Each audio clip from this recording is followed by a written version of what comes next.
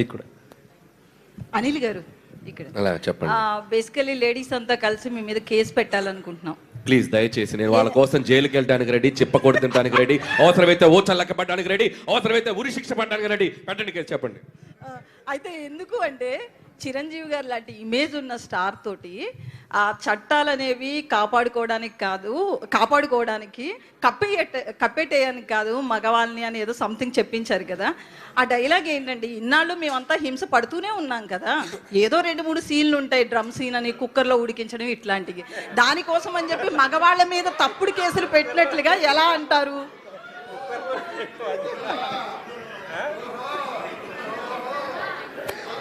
ఎంత సింపుల్ గా చెప్పిందో తెలుసు లక్ష్మి. ఆయన లేచి వెళ్ళిపోయాడు నిశాంత్ గారు.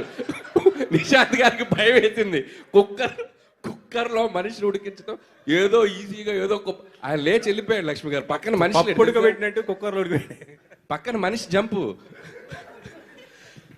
ఇప్పుడు మీరే అన్నారు కదా, అంటే ఇది ఎవరిని అఫెండ్ చేయడానికి కాదు, లేడీస్కి ఉన్న రైట్స్ చాలా అవసరం, సోషల్ లైఫ్లో చాలా అవసరం.